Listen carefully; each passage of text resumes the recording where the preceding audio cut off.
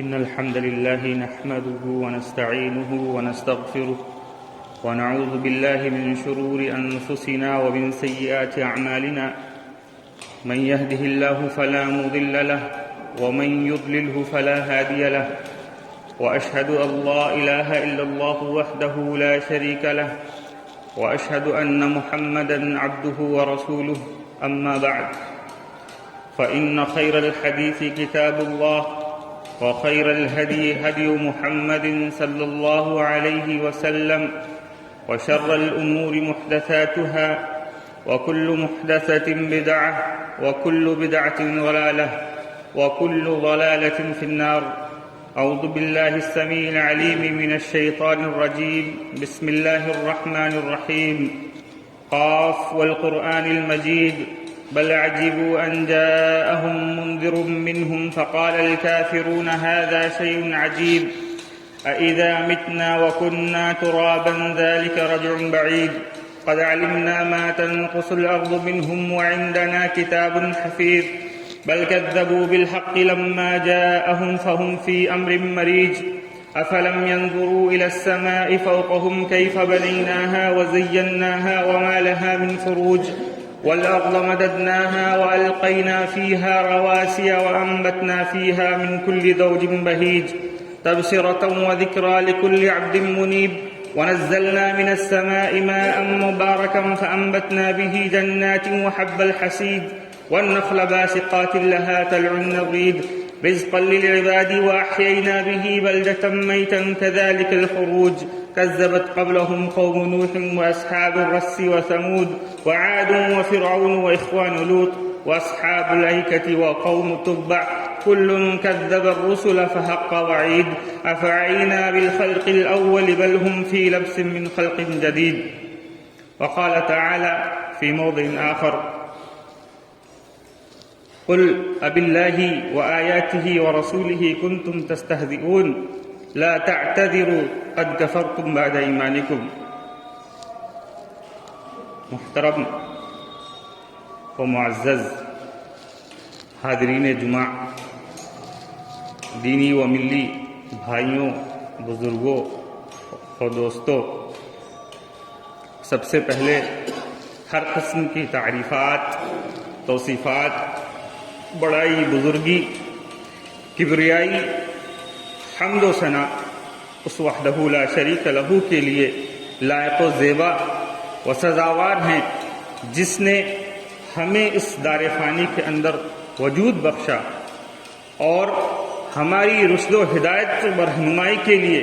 انبیاء و رسول کا سلسلہ جاری و ساری کیا، اور درود و سلام ہو اس کے انبیاء و رسولوں پر، اور خصوصاً اس کے آخری نبی جناب محمد رسول اللہ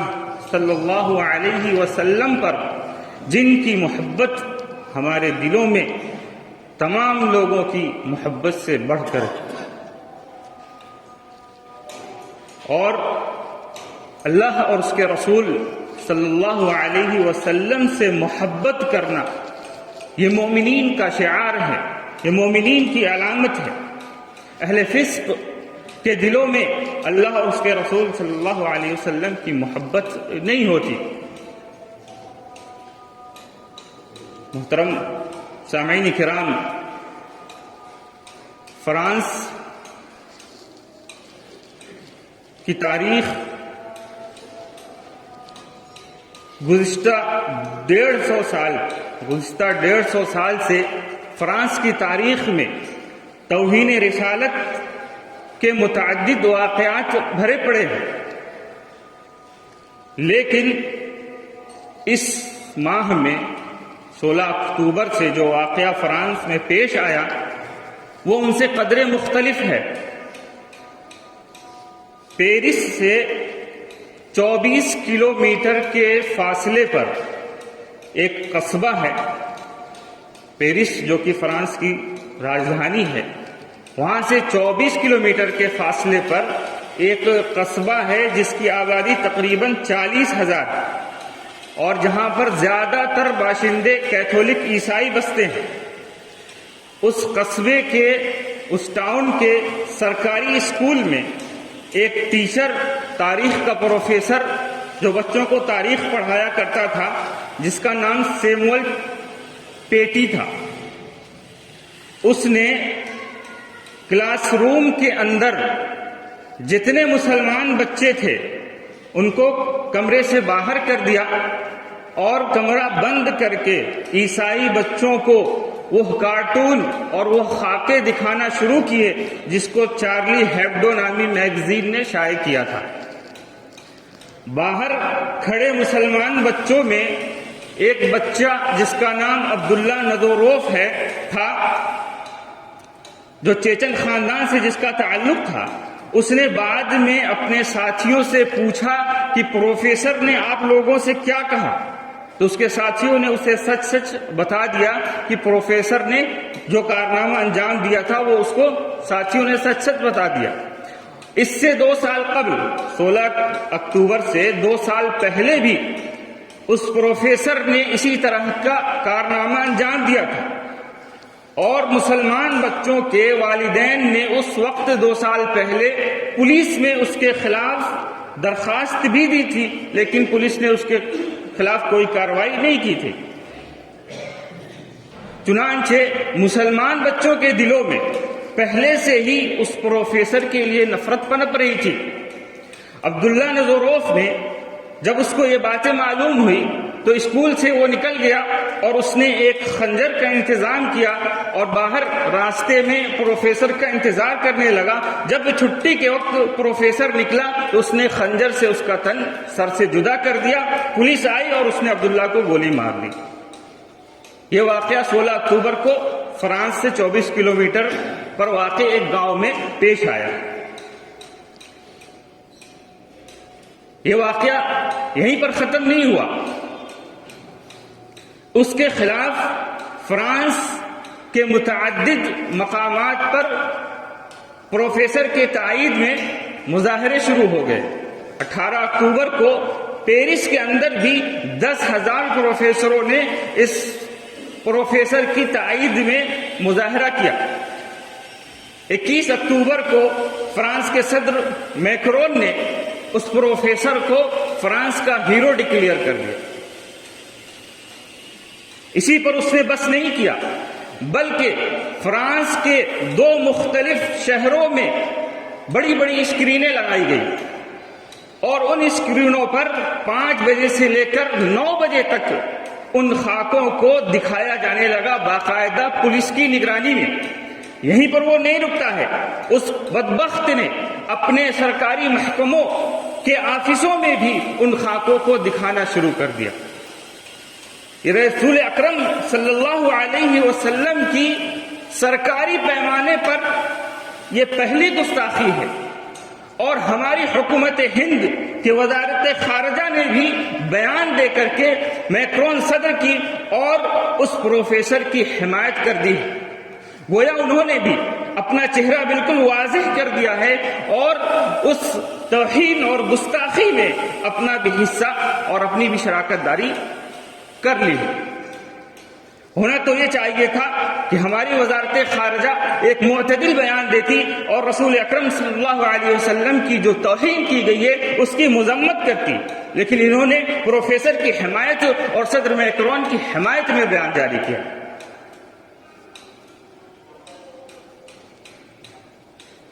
محترم سامعین کرام، اس عبداللہ نزوروف جو چیچن خاندان کا بچہ جس کی پیدائش سن 2002 میں ہوئی، 18 سال کی عمر تھی، اس کے خاندان نے مختلف مصائب اور مشکلات کا سامنا کر کے آخر میں جا کر کے ان کو فرانس میں پناہ ملی۔ ابھی مارچ 2020 میں ہی عبداللہ کو وہاں کے ریزیڈنٹ رہائشی پرمٹ ملا تھا۔ مختلف پریشانیاں سہنے کے بعد چیچینیا سے بھاگ کر کے یہ لوگ پولینڈ گئے، روس گئے، وہاں سے بھاگ کر کے فرانس پہنچے۔ فرانس میں جا کر کے ان لوگوں کو وہاں پر رہنے کی اجازت ملی، سیاسی پناہ ملی۔ 20 اپریل میں 2020 میں ابھی اس بچے کو وہاں کی پرمٹ ملی تھی، لیکن اتنی مصائب اور مشکلات کا سامنا کرنے والے خاندان کے بچے نے جب رسول اکرم صلی اللہ علیہ وسلم کی بار بار توہین دیکھی ایک اپنے استاد کے ذریعے، تو اس نے اس استاد کا خاتمہ کر دیا۔ یہ کیوں ہوا؟ بالکل واضح ہے کہ مسلمان چاہے وہ کتنا ہی برا کیوں نہ ہو، شرابی ہی کیوں نہ ہو، کبابی ہی کیوں نہ ہو، زناکار ہی کیوں نہ ہو، چور ہی کیوں نہ ہو، جب رسول اکرم صلی اللہ علیہ وسلم کی ذات پر بات آتی ہے تو وہ کمپرومائز نہیں کرتا، اپنا ہر سب کچھ قربان کرنے کے لیے تیار ہو جاتا۔ اس عبداللہ سے پہلے بھی چارلی ہیبڈو میگزین کے پرانی عمارت پر حملہ کرنے والا پاکستانی نوجوان ظہیر حسن بھی بہت مشکلات کے بعد فرانس پہنچتا ہے، لیکن اس نے جب دیکھا کہ یہ میگزین بار بار اللہ کے رسول صلی اللہ علیہ وسلم کی گستاخی کر رہی ہے، کارٹون شائع کر رہی ہے، تو اس نے بنا کچھ سوچے سمجھے اپنی مشکلات کو پیچھے چھوڑ کر کے اس کی بلڈنگ پر حملہ کر دیا اور اس کے پاداش میں وہ پوری اپنی زندگی جیل میں گزارے۔ میں نے آپ کے سامنے خطبہ مسنونہ کے بعد ایک آیت کریمہ تلاوت کی، سورہ توبہ کی آیت نمبر 165 اور 66۔ اللہ رب العالمین نے فرمایا قل اب اللہ وآیاتہ ورسولہ کنتم تستہزئون، کہہ دیجئے کہ کیا اللہ، اس کی نشانیاں، اس کی آیات، اس کے رسول ہی مذاق اڑانے کے لیے رہ گئے تھے؟ لا تعتذروا قد کفرتم بعد ایمانکم، تم اب بہانے مت بناؤ، عذر مت پیش کرو، تم لوگوں نے ایمان لانے کے بعد کفر کیا، ایمان لانے کے بعد کفر کیا ہے، تم نے اللہ اس کے رسول کا مذاق اڑایا، اس کی آیات کا مذاق اڑایا۔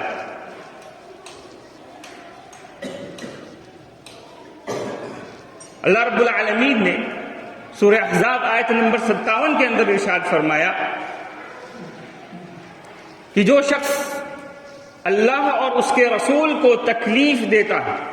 اللہ اور اس کے رسول کو تکلیف پہنچاتا ہے، اللہ رب العالمین نے اس کے لیے دنیا و آخرت میں لعنت لکھ رکھی ہے، اور آخرت میں ان کے لیے دردناک عذاب اللہ رب العالمین نے تیار کر رکھا ہے۔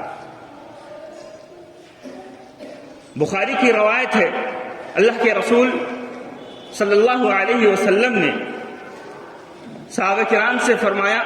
کہ کعب ابن اشرف کے لیے کون کھڑا ہوگا؟ کعب ابن اشرف یہودی تھا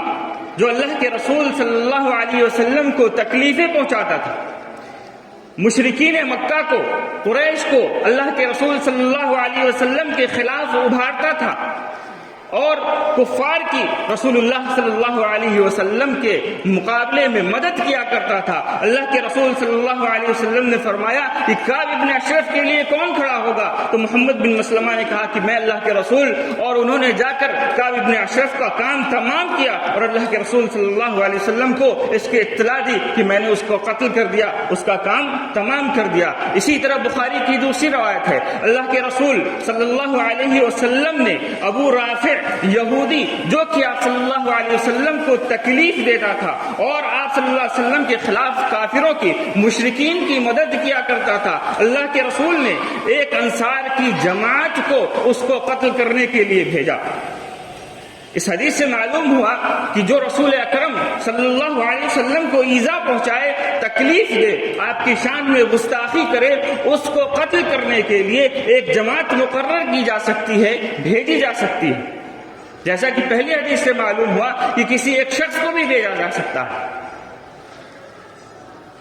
اللہ کے رسول صلی اللہ علیہ وسلم، بخاری ہی کی روایت ہے، فتح مکہ کے موقع پر جب مکہ میں داخل ہوئے تو ابن اختل کعبہ کے پردوں سے لٹکا ہوا تھا، ابن اختل کعبہ کے پردوں سے لٹکا ہوا تھا۔ اللہ کے رسول صلی اللہ علیہ وسلم نے اس کے باوجود اس کو قتل کرنے کا حکم دیا، کیونکہ یہ اللہ کے رسول صلی اللہ علیہ وسلم کی شان میں گستاخی میں، ہجو میں، برائی میں شیر کہا کرتا تھا، اور اس کی 2 لوڈیاں تھیں جو اس کو پڑھا کرتی تھیں، تو اللہ کے رسول صلی اللہ علیہ وسلم نے اس کو بھی قتل کرنے کا حکم دیا اور اس کی ان 2 لوڈیوں کو بھی قتل کرنے کا حکم دیا۔ اس سے واقعے سے معلوم ہوا کہ اگر کوئی شخص اللہ کے رسول صلی اللہ علیہ وسلم کی گستاخی اور توہین کی اشاعت میں مددگار ہے تو اس کو بھی قتل کیا جائے گا۔ ابو داؤد کی ایک وغیرہ کی روایت ہے، اس سے یہ پتہ چلتا ہے کہ اگر کوئی شخص، یہ ذمہ داری حکومت کی ہے کہ توہین رسالت کے مرتکب شخص کا قتل حکومت کرے، لیکن اگر کوئی شخص عام آدمی اپنے ہاتھ میں قانون لے کر کے گستاخ رسول کو، توہین رسالت کے مرتکب کو قتل کر دیتا ہے تو ایسے شخص سے تاوان اور قصاص نہیں لیا جائے گا، کیونکہ وہ شخص مرتد ہے اور مرتد مباح الدم ہوتا ہے، اس کا قتل کرنا جائز ہوتا ہے۔ جس طرح سے فرانس کے بدبخت صدر نے پروفیسر سیموئل کو اپنا ہیرو ڈکلیئر کر دیا، اسی طرح سے عالم اسلام کو اس 18 سال کے نوجوان عبداللہ نزوروف کو، جس نے اس شخص بدبخت کا، اس پروفیسر کا قتل کیا، اپنا ہیرو ڈکلیئر کر دینا چاہیے۔ اگرچہ وہاں پر اسلامی حکومت نہیں، لیکن اسلامی نصوص اور دلائل ہمیں اس بات کی اجازت دیتے ہیں کہ اگر کوئی شخص توہین رسالت کا مرتکب ہوتا ہے تو اس کو قتل کیا جا سکتا ہے، اور قاتل پر، اس کو قتل کرنے والے سے کوئی سزا اور قصاص نہیں لیا جائے۔ محترم سامعین کرام، اللہ کے نبی صلی اللہ علیہ وسلم کی بعثت مومنین کے لیے اللہ رب العالمین کا بہت بڑا احسان ہے۔ اللہ رب العالمین نے فرمایا کہ لقد من اللہ علی المؤمنین اذ بعث فیہم رسولا من انفسہم، کہ ہم نے مومنین پر احسان کیا کہ ان پر انہی میں سے ایک رسول بھیجا۔ یہ بہت بڑا احسان ہے، یہ کوئی چھوٹا موٹا احسان نہیں، کیونکہ کوئی شخص، انسان کتنا بھی عقل مند کیوں نہ ہو، بنا اللہ رب العالمین کی طرف سے وحی کے رضا الہی کے اعمال جو اس کو جنت میں لے جائیں انجام نہیں دے سکتا۔ اسی لیے اللہ رب العالمین نے بعثت نبوی کو احسان قرار دیا، نبیوں کی بعثت کو، اور جس کا احسان ہمارے اوپر جتنا بڑا ہوتا ہے اس کا حق بھی اتنا ہی زیادہ ہوتا ہے، اور اس کے حق کو جاننا بھی ہمارے لیے ضروری ہوتا ہے۔ نبی اکرم صلی اللہ علیہ وسلم کے ہم پر کیا حقوق ہیں یہ ہم کو جاننا چاہیے تھا، لیکن اکثریت مسلمانوں کی اس سے غافل ہے۔ نبی اکرم صلی اللہ علیہ وسلم کا پہلا حق یہ ہے کہ تمام لوگ ان کے اوپر ایمان لائے، آمنوا باللہ ورسولہ، اللہ اور اس کے رسول پر ایمان لاؤ، یہ پہلا حق ہے۔ دوسرا حق آپ صلی اللہ علیہ وسلم کا یہ ہے کہ آپ صلی اللہ علیہ وسلم کی اطاعت کی جائے۔ آپ صلی اللہ علیہ وسلم نے جس چیز کو کرنے کا حکم دیا اس کو کیا جائے، آپ صلی اللہ علیہ وسلم نے جن چیزوں کو حرام قرار دیا ان کو حرام سمجھا جائے، جن چیزوں کو واجب قرار دیا ان کو واجب سمجھا جائے۔ تیسرا حق یہ ہے آپ صلی اللہ علیہ وسلم کا کہ آپ کی اطاعت کے ساتھ ساتھ آپ کی اتباع بھی کی جائے، پیروی بھی کی جائے۔ ہم یہ تو مانتے ہیں کہ اللہ کے رسول صلی اللہ علیہ وسلم نے ہم کو نماز پڑھنے کا حکم دیا، اس ماننے سے کوئی فائدہ نہیں جب تک ہم اس پر عمل نہیں کرتے، آپ صلی اللہ علیہ وسلم کی اتباع نہیں کرتے، نماز نہیں پڑھتے۔ ہم یہ تو جانتے ہیں کہ اللہ کے رسول صلی اللہ علیہ وسلم نے ہمیں سود کھانے سے منع فرمایا، سود کو حرام قرار دیا، لیکن ہم سود سے رکتے نہیں، یہ بات نہیں چلے گی۔ اللہ کے رسول صلی اللہ علیہ وسلم کی جہاں ہم اطاعت کرتے ہیں تو اب وہاں ان کی اتباع، پیروی اور ان کے نقش قدم پر چلنا، ان کو اپنا اسوہ اور نمونہ بنا لینا بھی ضروری ہے۔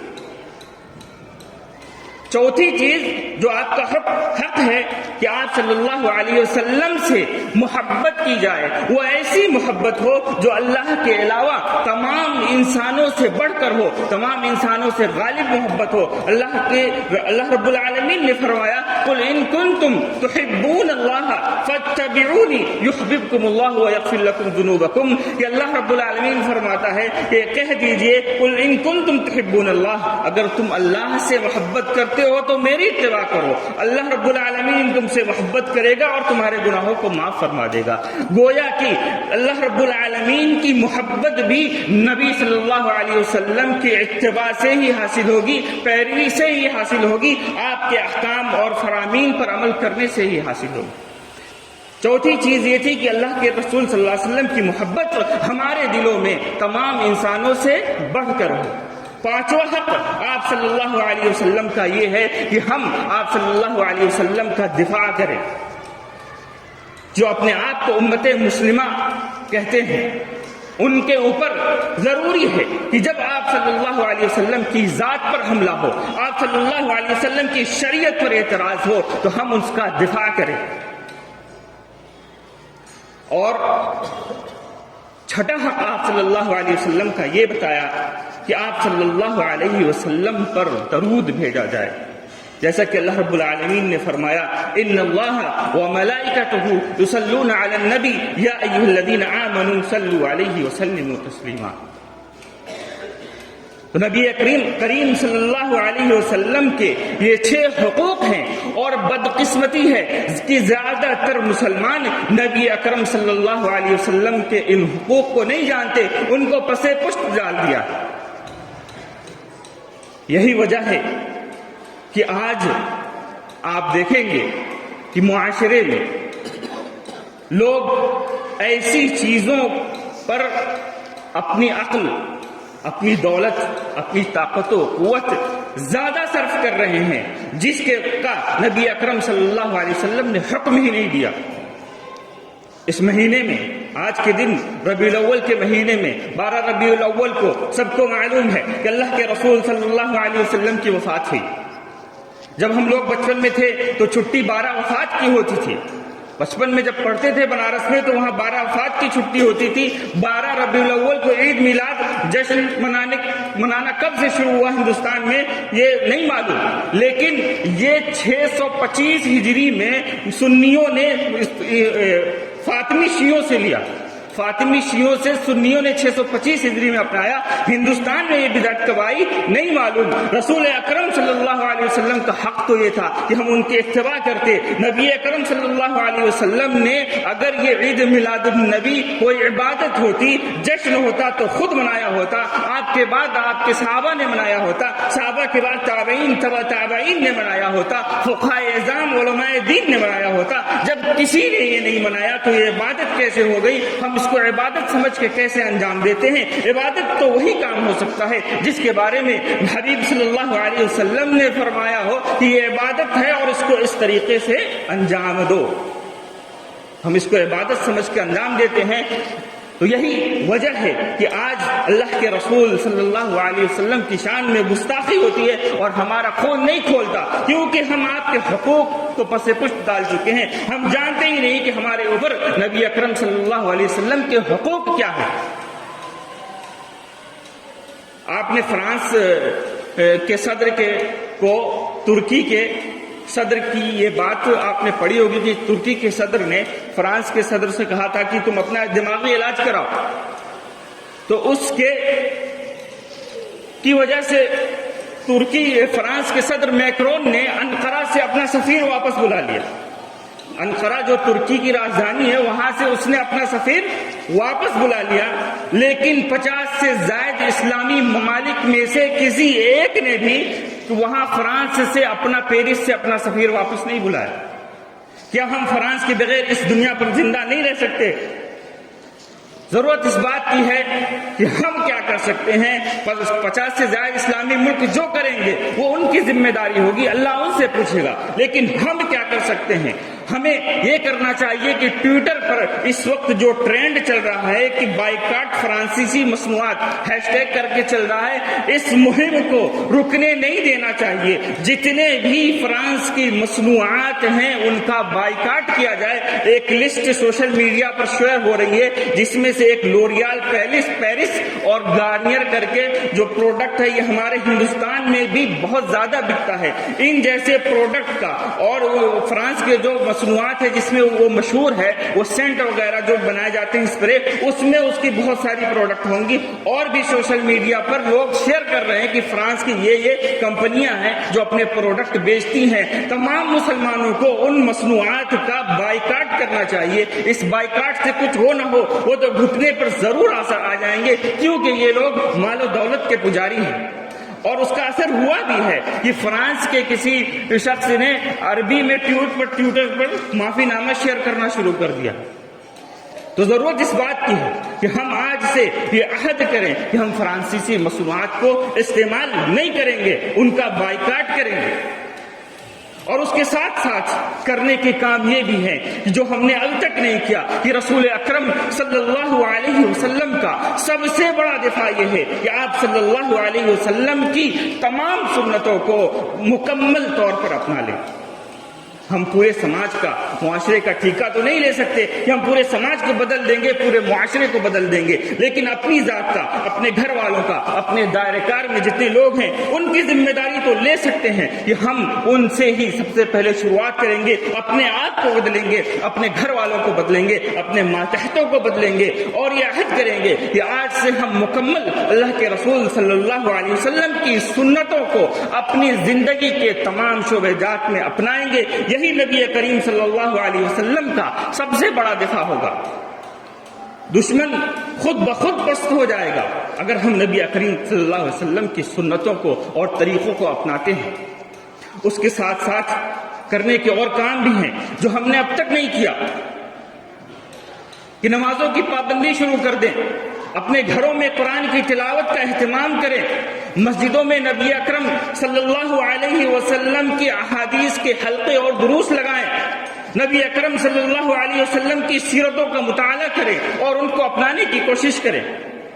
یہ ساری چیزیں ہمارے کرنے کی ہیں، لیکن ہم یہ نہیں کرتے. صرف بائیکاٹ اور مظاہروں سے کچھ نہیں ہوگا. ان چیزوں پر عمل کریں، اپنے باہمی معاملات میں صلح صفائی کروائیں.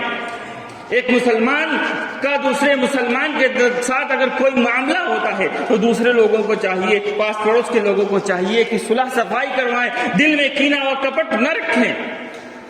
جب ہم مل کر رہیں گے، متحد رہیں گے، جیسا کہ ہم نے جب صحابہ کرام کے سلسلے میں لوگوں نے طعن و تشنیع کی تو تمام پلیٹ فارموں سے اہل حدیث ہو، جماعت اسلامی ہو، احناف ہو، تبلیغی جماعت ہو، تمام لوگوں نے مل کر کے اس کو منہ توڑ جواب دیا۔ اسی طرح توہین رسالت کے مرتکب لوگوں کے ساتھ ہم تمام لوگوں کو مل کر کے ایک ساتھ ہو کر کے ان کا مقابلہ کرنے کی ضرورت ہے، اور سب سے زیادہ ضرورت اس بات کی ہے کہ ہم نبی اکرم صلی اللہ علیہ وسلم کی سنتوں کو اپنائیں اور ان کو پھیلائیں، ان کی تبلیغ کریں، آپ صلی اللہ علیہ وسلم کے اخلاق کریمانہ کو پڑھیں اور ان کو اپنانے کی کوشش کریں کہ نبی اکرم صلی اللہ علیہ وسلم کے کیا اخلاق تھے۔ اللہ کے رسول صلی اللہ علیہ وسلم کے اخلاق کون نہیں جانتا، لیکن ایک مسلمان جو آپ صلی اللہ علیہ وسلم کو اپنا آئیڈل، اپنا اسوہ، اپنا نمونہ سمجھتا ہے، کیا اس کے اندر نبی اکرم صلی اللہ علیہ وسلم کے بہترین اخلاق میں سے کچھ بھی پائے جاتے ہیں؟ آج ٹرین میں ایک واقعہ میرے ساتھ پیش آیا کہ اس نے مجھے، میں جو پیسہ دیا تھا اس نے اس میں سے کچھ غلط فہمی سے یا کیا کر کے کچھ پیسہ کم مجھے واپس کیا۔ جب میں دوبارہ اس کینٹین میں گیا، ٹرین کی کینٹین میں، اور اس کو بولا کہ تم نے اتنا پیسہ مجھے کم دیا، تو کہا کہ مسلمان جھوٹ بولتے ہیں، تمہاری بات پر مجھے اعتبار نہیں ہے۔ تو یہ ہم لوگوں نے اپنا جو اخلاق ہے اس سے لوگوں کے ذہنوں میں یہ چیز بیٹھا دی ہے کہ مسلمان بد اخلاق ہے، مسلمان جھوٹا ہے، مسلمان یہ کرتا ہے، مسلمان وہ کرتا ہے، اور ہم نبی اکرم صلی اللہ علیہ وسلم کے سنتی امتی ہونے کے دعوے دار ہیں۔ اللہ رب العالمین سے دعا ہے کہ اللہ رب العالمین ہمارے دلوں میں نبی اکرم صلی اللہ علیہ وسلم کی محبت کو اللہ کے سوا تمام لوگوں کی محبتوں سے بڑھ کر کے کر دے۔ اللہ العالمین ہمیں نبی اکرم صلی اللہ علیہ وسلم کی سنتوں پر مکمل طور سے عمل کرنے کی توفیق عطا فرمائے۔ اللہ العالمین ہمیں نبی اکرم صلی اللہ علیہ وسلم کو حقوق کو جاننے کی اور اس کو پھیلانے کی اور اس پر عمل کرنے کی توفیق عطا فرمائے۔ اللہ العالمین ہمیں جب تک اس دنیا میں زندہ رکھے نبی اکرم صلی اللہ علیہ وسلم کی سنتوں پر عمل کرتے ہوئے، اور جب ہمارا خاتمہ ہو تو ایمان پر خاتمہ بالخیر ہو۔ آمین وآخر دعوانا الحمدللہ رب العالمین۔